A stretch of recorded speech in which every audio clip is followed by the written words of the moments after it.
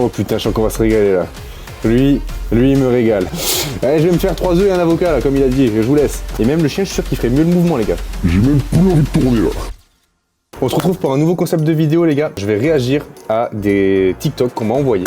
Je les ai pas vus, je me suis pas spoil, j'ai fait exprès de les garder pour vous. L'objectif, selon ce que je vois, s'il y a des choses à redire, bien sûr dans le domaine de la musculation, j'ai la salle à disposition. Je vous montrerai les mouvements qui sont à refaire.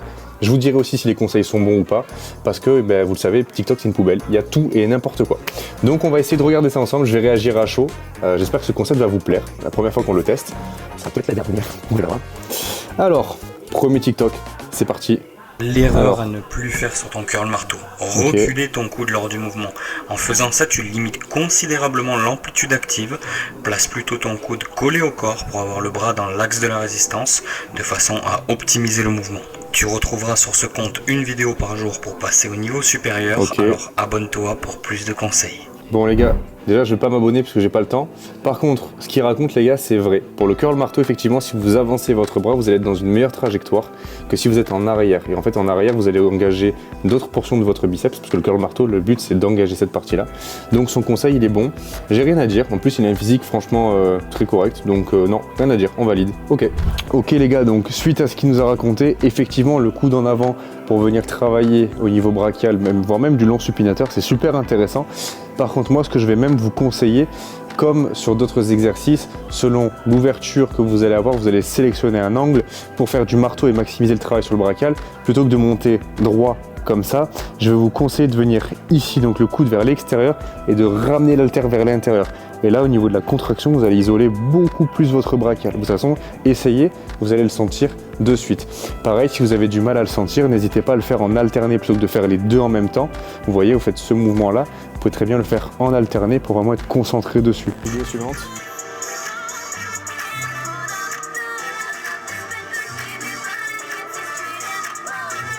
Yes, ça on adore.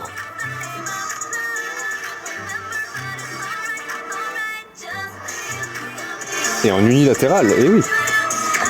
Bon, je vais pas aller plus loin sur cette vidéo là les gars. On voit une meuf en fait qui est en train de faire de la presse. Donc la presse c'est très bien, c'est un super exercice pour les jambes. Par contre les gars, faut mettre de l'amplitude à un moment donné, il faut descendre, il faut monter, il faut descendre, enfin c'est le principe de la presse du coup. Et en fait ce qui est fou sur cette vidéo c'est que j'avais pas vu, je viens de le voir à l'instant. Donc elle passe en unilatéral, donc il y a encore moins d'amplitude, c'est mieux. Et il y a son chien avec elle. Donc déjà que le mouvement est nul, déjà la meuf elle ramène son chien comme si c'était chez sa daronne. Et même le chien, je suis sûr qu'il ferait mieux le mouvement les gars. Je vais vous montrer après comment faire. Je sais pas si je vais vous montrer, en fait tout le monde sait faire de la presse les gars, mais je vais quand même vous le montrer. On va faire une série de presse juste pour que je vous montre vraiment l'amplitude qu'il faut aller chercher. Et selon l'amplitude que vous allez chercher, les groupes musculaires qui vont être recrutés. Ok? Donc on va pas aller plus loin sur cette vidéo, on va la laisser aller son chien faire sa promenade du dimanche. Bon du coup les gars, je vais aller sur la presse tout de suite et je vais vous montrer ça, ok?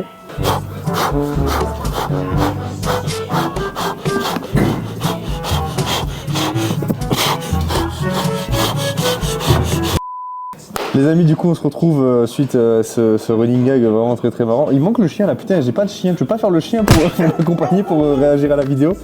Bon, je vous explique. Sur la presse à cuisse, les gars, comme je vous disais tout à l'heure, c'est important de mettre de l'amplitude. Pourquoi? Parce qu'en faisant ça, vous allez ni créer d'étirement ni de contraction. En fait, il se passe rien, c'est juste un rebond sur à la limite vos tendons et vos. Il n'y a pas trop d'intérêt quoi.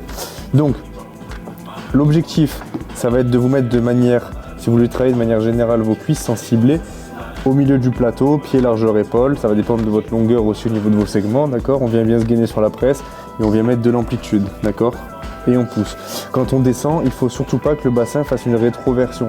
Ça peut se faire dans certains cas sur certains mouvements, sauf que comme on est sur une presse et qu'il y a une contrainte de charge, on évite, parce que du coup c'est pas un stress naturel. Demain, voulez-vous faire un mouvement où vous allez avoir le bassin qui part comme ça pour vous étirer, vous êtes seul, il n'y a pas de contrainte de charge, il n'y a aucun problème. Là, il y a une charge, on évite, ok? On se sécurise. Au niveau des placements, je vais vous donner des petits tips. Comme on a dit tout à l'heure, là, de manière générale, quand on est au milieu du plateau, ça travaille un peu tout au niveau des jambes, ok? Si demain je veux travailler au niveau des quadriceps, je vais être plutôt sur la partie basse de mon plateau, accentuer l'angle au niveau des genoux, d'accord? Et si je veux travailler plutôt fessier et ischio, je vais être en partie haute pour vraiment travailler l'arrière. De toute façon, là je le sens, je suis déjà en tension. Essayez chez vous, vous verrez, vous allez le sentir de suite. Ensuite, deuxième paramètre, c'est la largeur que vous allez mettre. Plus je suis en position ouverte sur mes appuis, plus je vais être sur mon interne, donc sur mes adducteurs, ok? Et du coup, mon quadriceps aussi va travailler un petit peu. Si je suis à ce niveau-là, en position quadriceps ouverte, je vais être vraiment sur mon interne au niveau quadriceps. Et à l'inverse, si je suis très serré, ben, je me retrouve à être castré, mais je suis surtout sur mes externes au niveau quadriceps. Pareil, en haut, ok? Voilà, c'était les petites nuances au niveau de la presse. Bon les gars, vidéo suivante, qu'est-ce qu'on me réserve encore? Complément alimentaire. Ce soir, je prends 5 grammes de créatine avec un shaker. Alors là, il parle d'un complément alimentaire qui s'appelle la créatine. Il ne sait pas si c'est dangereux. Vous savez? Ouais, je suis pas médecin, mais en tout cas, à forte dose, faut faire quand même attention. Et le problème avec ces compléments alimentaires, c'est que les jeunes achètent ça sur Internet. Et quand on achète sur Internet, on n'est pas très sûr de sa composition. Donc il faut quand même faire gaffe. On voit ça avec de plus en plus de très jeunes à cause des réseaux sociaux, de TikTok, des modèles, etc. qui vont dans les salles de sport. Il y a la créatine, il y a ce qui s'appelle la whey, la protéine, etc. Ça c'est très mauvais pour les grains, paraît-il. Je suis pas médecin non plus, mais voilà. Donc c'est jamais très bon de prendre des produits comme ça. Des compléments alimentaires. Ce soir, je prends 5 grammes de créatine avec un shaker. Yes, bon les gars, je sais même pas si j'ai besoin de détailler ça. Donc oui les gars, la créatine c'est un dopant qui est illégal, d'accord? Ça fait perdre les cheveux, ça vous fait vous transformer en meuble Ikea, donc arrêtez la créatine les gars, c'est très dangereux. N'importe quoi les gars, la créatine c'est super intéressant comme acide aminé, il faut juste savoir quand le prendre, comment le prendre, à quel moment. Je trouve ça dingue qu'en 2024, bientôt 2025, en 2024 on en soit encore là les gars, faut arrêter avec ça. Bien sûr que si tu fais une surdose de créatine, bah oui là tu vas avoir des soucis parce que c'est pas adapté, mais c'est comme tout, si tu fais une surdose de samplon 95, bah il y a un moment donné, oui tu vas pas kiffer, c'est normal. Surtout que le mec dit que je suis pas expert, je m'y connais pas, bah c'est pareil frérot, je suis pas boulanger, je vais pas faire des baguettes de pain avec du ciment et du terreau gros, c'est normal. Donc parle de ce que tu sais pas. Donc non les gars, la créatine c'est un bon acide aminé, prenez juste le temps de vous renseigner sur quand le prendre, les quantités et ça va aller tout seul.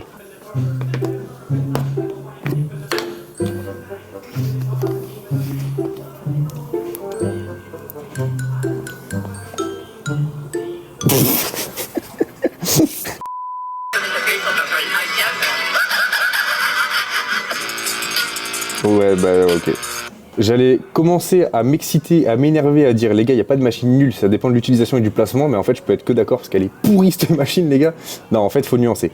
Elle est pas terrible effectivement parce que déjà il n'y a pas forcément de réglage de départ, c'est-à-dire que quand vous mettez sur la machine, si vous voulez mettre de l'amplitude sur votre mouvement de manière générale, vous partez en étant ultra compacté, genre vos genoux sont dans votre menton, donc je vois pas à quel moment c'est agréable de se mettre sur cette machine. Par contre, elle peut avoir un intérêt effectivement pour bien choisir les poids, pour sélectionner, pour faire des drop sets, c'est plus rapide. En travail quadriceps, elle est intéressante aussi. En ischio, un peu moins, c'est un peu plus dur de se positionner avec l'inclinaison du dossier. Donc non, en soi, ouais, ok, on va dire que je valide un petit peu son point de vue. Allez, ça part. Dernière erreur majeure que je vois sur le tapis de course. Nombreuses sont les personnes qui démarrent sur le tapis de course directement en courant. Ce que je te recommande, c'est de démarrer en marche rapide. Ça permettra à ton corps de se préparer. 2. Ne pas s'arrêter sur son temps de course. On a tendance à être plus heureux quand on finit son temps de course sans s'être arrêté, sauf que ton corps a besoin de s'hydrater. 3. Ne pas augmenter l'inclinaison. Il est très rare à l'extérieur de courir sur un... En soi les gars, pour le moment, je suis plutôt d'accord avec ce qu'il dit. C'est très cohérent. Vous n'êtes pas échauffé, vous êtes à froid, vous n'allez pas taper le sprint de votre vie d'un coup comme ça. Prenez le temps de chauffer, montez progressivement, marchez d'abord dans un premier temps et vous montez au fur et à mesure. La pente effectivement c'est toujours intéressant, on court jamais réellement à plat, oui non ça dépend des endroits, si vous êtes sur un stade ou autre c'est vraiment nuançable, c'est le seul point sur lequel je nuancerai, mais oui le fait de mettre une pente c'est toujours plus intéressant au niveau de l'effort, au niveau des calories que vous allez consommer, donc c'est un plus, c'est un plus. Sol totalement plat. Donc pour te sensibiliser, je te recommande d'augmenter tout simplement ton inclinaison. 4. Sans doute la pire, terminer sa séance en faisant un sprint ou simplement courir à vive allure. Tu n'auras pas plus de bénéfices. Ce que je te recommande, c'est tout simplement un retour au calme en marchant simplement. Et ça les gars, il a vraiment raison, c'est important. Quand vous finissez votre course, votre running, peu importe, toujours marcher pour que l'effort, pour pas qu'il y ait une coupure de l'effort qui soit trop rapide. Ça permet une meilleure récupération, le rythme cardiaque descend mieux. C'est vraiment important. Je vois beaucoup trop de gens qui font un effort et qui d'un coup s'arrêtent. Ah non, tu fais un effort, tu continues de marcher, enfin voilà, tu coupes pas d'un coup ton effort. Il y a un truc que chacun d'entre vous peut faire pour augmenter Oh putain, je sens qu'on va se régaler là. Lui il me régale. ses performances physiques et juste sa masse musculaire. C'est pas moi qui le dis, c'est Rich Piana. Vous prenez Ah si c'est Eric Pierre qui le dit, alors c'est que c'est vrai. Hein. 2 haltères de 5 kg à peu près, bon là il y a 6. Vous faites par jour 150 reps comme ça. Moi je fais ça en faisant 3. C'est quoi là, c'est road tout tendinite ou ça se passe comment? C'est quoi l'objectif les gars? 150 reps, pourquoi tu te bases sur quoi? Série de 50, 90 comme ça, 90 développés. Mais 90 au développé, tu le fais à vide frérot, et même à vide je pense que je tétanise et qu'après à la fin j'ai le tétanos, enfin tu vois, il y a plus d'intérêt au bout d'un moment. Et vous faites 150 triceps. Voilà, et 3000 pompes et 25 km de course et 12 heures de gainage, voilà. Et là vous allez avoir des pecs. Comme ça. Avant d'aller dormir, bah ouais, c'est une super idée. T'as raison, je vais faire 18 heures de séance avant d'aller dormir. Vous levez, et même si vous avez déjà fait une séance de sport, imaginons que vous êtes déjà allé faire les pecs, et bien le soir, peu importe, quand même, vous allez, vous faites biceps, triceps, épaules, que vous ayez. La menace, j'adore tes vidéos, j'adore ce que tu fais, je trouve ça cool. Mais reste dans ton domaine, fais du chiffre. Montre-nous comment faire du chiffre. Et le sport, c'est mon domaine. Viens me voir plutôt dans mon domaine. Est-ce que vous avez vu là-bas le spécimen qui fait son exercice de hip thrust en mode super dur. Et en fait, c'est quoi? Moi, les gars, sur cette vidéo-là, je vois une meuf qui fait de la machine à abducteur. Ok. Pour la plupart, vous n'avez pas l'impression qu'il y a un problème parce que, en fait, les réseaux vous ont matrixé et vous pensez que c'est la réalité. Je dis pas que c'est une mauvaise chose non plus, je vais vous expliquer la nuance, pourquoi c'est intéressant, pourquoi ça ne l'est pas. Quand vous faites cette machine-là, vous travaillez vos abducteurs. Donc le but, c'est d'ouvrir, de pousser, d'accord? Donc c'est les moyens fessiers, ok? Le seul souci, c'est que là, elle est debout, donc elle n'est pas assise sur l'assise. Donc elle va être en tension permanente sur le grand fessier. Et ça en fait les gens ne le prennent pas en compte. Donc c'est un mouvement qu'ils font parce qu'ils l'ont vu sur Instagram mais ils savent même pas pourquoi ils le font. Donc moi je vous l'explique, quand vous le faites en tension comme ça, c'est bien parce que vous mettez le grand fessier en iso. C'est juste un plus sur le grand fessier. Mais au niveau du moyen fessier, ça ne va rien changer du tout. Les amis, on se retrouve du coup sur la machine à abducteur pour expliquer et démontrer un petit peu le TikTok. Donc là, comme on le voyait sur la vidéo, elle le faisait donc pas comme ça, pas en position assise, qui va permettre d'être plus stable et de plus se concentrer sur le moyen fessier. C'est ce qu'on cible sur cet exercice, on ne cherche pas à travailler autre chose. D'ailleurs, je le sens instantanément là. Elle le faisait en étant debout. Bon, moi je fais 100 kg les gars, donc à mon avis la machine elle va pas aimer. Et elle venait pousser comme ça. Et là, je vous le dis en toute honnêteté, en ressenti direct, je ne ressens rien sur le moyen fessier parce que je ne suis pas stable, il n'est pas isolé. Par contre, effectivement, mon grand fessier, je le sens. Pourquoi? Parce que je suis en tension, je suis en position squat ou je suis en maintien dessus, en isométrie dessus. Donc, les gars, si vous le faites, pourquoi pas pour intensifier le grand fessier si vous venez de le faire, machin, tout ça, mais c'est pas quelque chose que je vais vous conseiller. Restez assis, c'est fait pour, ça marche très bien comme ça. Restez sur ça. On se retrouve pour la prochaine vidéo. Let's go!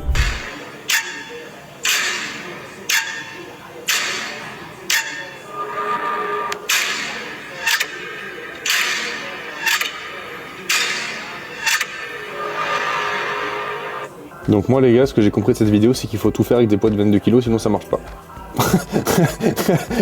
Non, plus sérieusement, là sur cette vidéo, on le voit donner des conseils de positionnement, de posture, que ce soit au niveau des doigts, au niveau des mains, au niveau des inclinaisons des poignets, au niveau de l'abduction des omoplates. Donc c'est une bonne chose, j'ai rien à dire là-dessus, franchement c'est propre, c'est des réflexes qu'on devrait tous avoir et je pense que c'est des choses qu'on devrait tous apprendre avant de pouvoir mettre lourd sur une barre. On devrait déjà avoir les bons patterns et les bonnes postures. J'en profite pour rebondir là-dessus. Si vous voulez savoir comment avoir les bonnes postures et comment vous entraîner, n'hésitez pas à vous faire accompagner par un coach compétent. J'ai pas dit diplômé, j'ai dit compétent, parce qu'il y a beaucoup de gens qui ont le diplôme qui sont pas forcément compétents, et il y a beaucoup de gens qui n'ont pas le diplôme, qui n'auront pas le droit d'exercer, mais qui sont parfois même plus compétents. Dans tous les cas, si ça vous intéresse, dans la description, vous avez mon lien pour me contacter. Un appel gratuit, 30 minutes, on voit ensemble vos objectifs, on définit le meilleur accompagnement et on atteint vos objectifs ensemble. Yo les gars, comment passer de ça à ça en à peine 3 mois? Eh bien on prend de la traîne, c'est facile, il y en a sur eBay, allô, oui. Je vous explique tout. Donc là, le petit déj est très simple. 4 œufs avec du fromage blanc et des fruits frais. On peut rajouter un demi-avocat. Ça, tu vois, ce genre de vidéo, alors c'est bien parce que ça... Non, en fait, c'est pas bien. On va arrêter de tout simplifier, de dire que c'est bien, c'est pas bien. Parce que c'est pas parce que vous mangez des aliments sains comme du kiwi, de l'avocat, du concombre ou de la courgette et du riz que c'est une bonne chose et que vous êtes en diète, les gars. Si tu manges 25 kg de riz par jour, t'es pas en diète. Tu vas juste être obèse, c'est tout. Que si tu manges que des concombres toute la journée parce que t'es en sèche, tu vas être juste en dénutrition, c'est tout. Il va rien se passer de plus.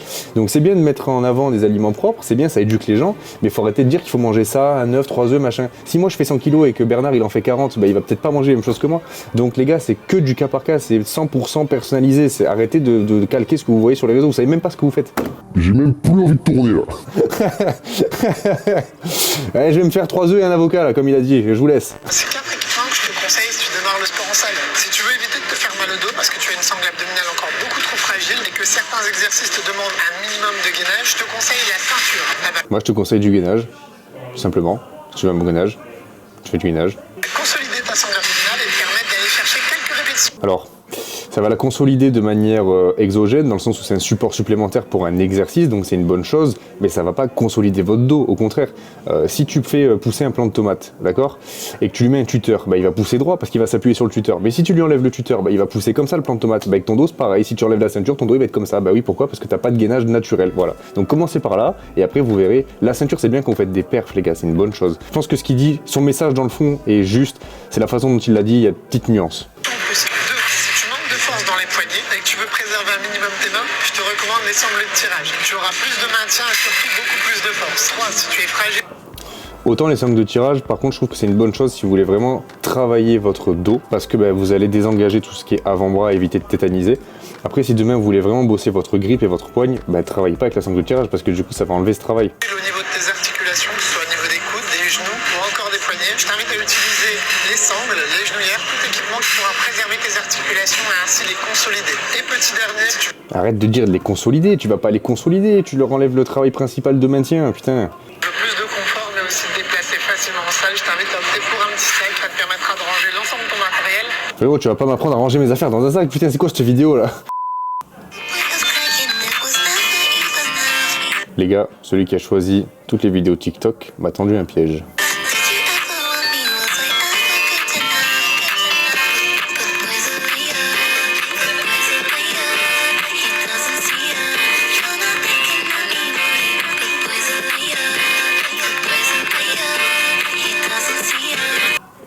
Alors, après analyse très poussée de cette vidéo, on remarque effectivement que la vidéo est très poussée. Voilà, hein, c'est l'analyse, elle est poussée, voilà, et les conseils et les résultats sont présents.